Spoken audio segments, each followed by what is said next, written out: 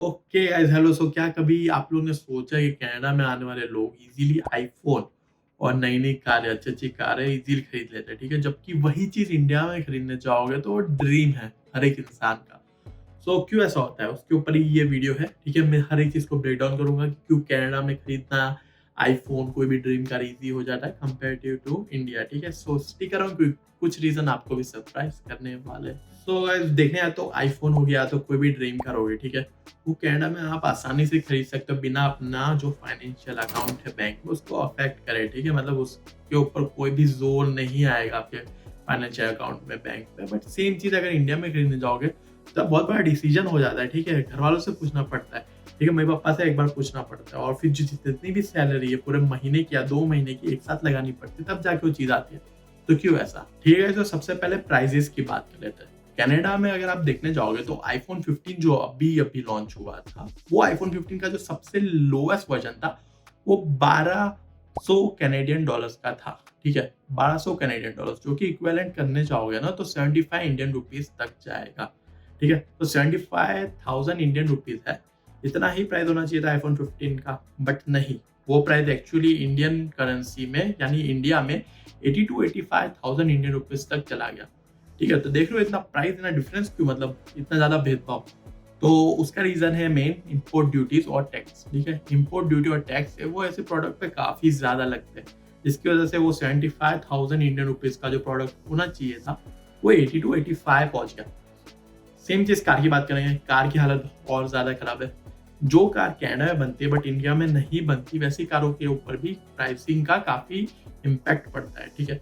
जैसे कि Toyota Corolla लो। Toyota Corolla Canada में 25,000 कैनेडियन डॉलर्स की है, जो कि इंडियन इक्विवेलेंट में 15 लाख रुपया होता है, ठीक है? बट इंडिया में टोयोटा करोला सेम मॉडल आपको 20 से 25 लाख इंडियन रुपीज तक मिलेगा। तो ये डिफरेंस भी मेन इसके लिए है क्योंकि उसके ऊपर इंपोर्ट ड्यूटीज, टैक्सेस काफी ज्यादा होते हैं, जिसकी वजह से such product become less affordable in India. तो इसके लिए कनाडा में आके लोग प्राइस की वजह से सबसे पहले इजीली खरीद पाते हैं। कनाडा में अगर देखने आना, फाइनेंसिंग ऑप्शन है वो काफी फिजिबल होते हैं, मतलब इजीली एक्सेसिबल होते हैं, कहीं पे भी आप जाओ, ठीक है? बस आपका क्रेडिट स्कोर जो होता है वो अच्छा होना चाहिए। इंडिया में सेम चीज अगर देखना होगा ना तो बहुत ज्यादा मुश्किल हो जाती है, क्योंकि इंडिया में पेपर वर्क ही इतना ज्यादा है। लोन लेने जाओगे, 1 महीने पहले लोन प्रोसेस चालू करोगे तब जाके तुम्हें कहीं कुछ पैसा, कुछ क्रेडिट मिलेगा, ठीक है? कनाडा में ऐसा नहीं होता, ठीक है? सेकेंडली, जो इंटरेस्ट रेट है आपका लोन पे या तो फिर आपके फाइनेंस जो भी आपने उठाया वो काफी कम होता है कनाडा में, ठीक है? सपोज कार के लिए अगर आप इंटरेस्ट रेट लिखने जाओगे तो 5 to 7% होता है। टेक के जिट्स का भी सेम। बट इंडिया में सेम चीज अगर आप देखने आओगे घर के लिए, कार के लिए, घर का तो छोड़ ही दो, कार के लिए, मोबाइल के लिए, तो 10 से 15% पहुंच जाता है, कभी कभार उससे भी ज्यादा होता है, ठीक है? तो ये जो इंटरेस्ट रेट है ना वो भी बहुत अच्छा रोल प्ले करता है लोगों का पैसे उठाने की कैपेसिटी को इंक्रीज करके, ठीक है? क्योंकि आपके पास इंटरेस्ट रेट कम भरने करेगा तो आप जल्दी से पैसे उठाने का सोच सकते हो। इंडिया में ऐसा नहीं होता। सेकेंडली, कनाडा में क्रेडिट स्कोर रहता है जो कि एक यूनिवर्सल, देखने आया तो उनका पूरे कनाडा में एक बेसिक पैरामीटर है जिससे वो लोग चेक करते हैं कि इसको लोन मिलेगा नहीं मिलेगा। इंडिया में अभी तक ऐसा कुछ नहीं है, ठीक है? ठीक है, तो अब बात करते हैं सैलरी के बारे में, इनकम के बारे में, कि हर प्रोविंस में यहाँ पे कितना लोग कमाते हैं, साथ ही साथ इंडिया में कितना कमाते हैं। तो ऑन एन एवरेज देखने आना तो हर प्रोविंस में यहाँ पे ऑन एन एवरेज कनाडा में टोटल सब प्रोविंस मिला के एक इंसान 4,000 कैनेडियन डॉलर तक कमाता है, जो कि 2.5 लाख रुपया हुआ इंडिया के हिसाब से, ठीक है? सेम चीज अगर इंडिया में देखना होगा ना तो एक इंसान इंडिया में 30 से 50,000 ही कमाता है इंडियन रुपीज में, ठीक है? तो वो जो परचेजिंग पावर होती है ना वो कम हो जाती है। तो ये एक रीजन है सबसे पहला कि लोग जो होते हैं ना यहाँ पे वो कुछ भी खरीदने के बजाय 10 बार सोचते नहीं, जबकि इंडिया में सोचना पड़ता है, क्योंकि भाई सैलरी ही कम है ना। अगर 50,000 सैलरी है तो मैं 80 to 85,000 इंडियन रुपीज का आईफोन कैसे खरीदूंगा, ठीक है? 2 महीने की सैलरी लगाऊंगा, उसके अंदर से 80% चला जाएगा, उसके बाद 20,000 बचेंगे, ठीक है? तो वो इसके लिए इंडिया में लोग ज्यादा सोचते हैं, तो खरीदने के पहले सोचा जाता है इंडिया में। कनाडा में ऐसा नहीं है। एक्स्ट्रा ऑलरेडी तुम्हारे पास बच रहा है पैसा और तुम उसको ईएमआई के तौर पे आईफोन उठा लेते हो, ठीक है? तो ये सबसे चीफ रीजन है कि कनाडा में लोग ये सब चीजें इजीली खरीद लेते हैं, ठीक है? ओके, अब बात करते हैं इंपोर्ट ड्यूटीज और टैक्स का, ठीक है? तो जो भी लग्जरी आइटम होता है, जैसे कि आईफोन हो गया, ठीक है? तो ये लग्जरी आइटम्स पे 20 से 30% इंपोर्ट ड्यूटी लगता है, जिसकी वजह से प्रोडक्ट का प्राइस काफी बढ़ जाता है। कनाडा में देखना होगा ना, तो टैक्सेस जो होते हैं वो थोड़े कम होते हैं, ठीक है।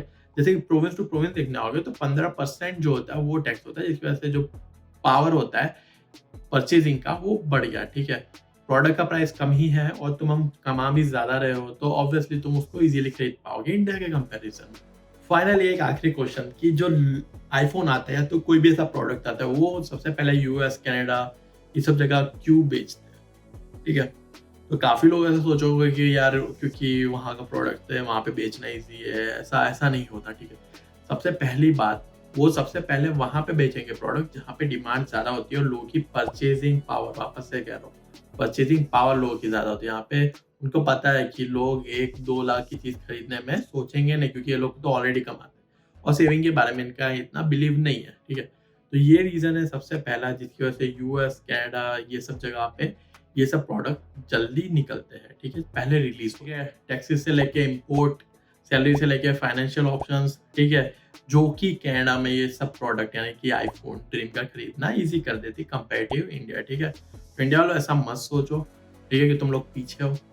कोई आईफोन ले ले, ड्रीम का पहले ले ले तो उससे तुम पीछे नहीं हो जाते, एक्चुअली तुम काफ़ी ज़्यादा पैसे बचा रहे हो, सही बचा रहे हो। फ्यूचर में आके ये तुम्हारे काम आएगा, ठीक है। तो उनको देखो पर उनसे इंस्पायर मत हो, ठीक है।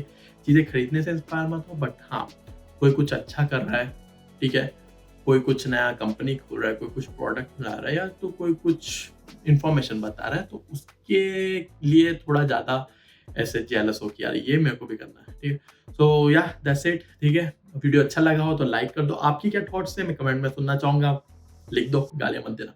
सो yeah see you soon in the next video, take care, bye bye.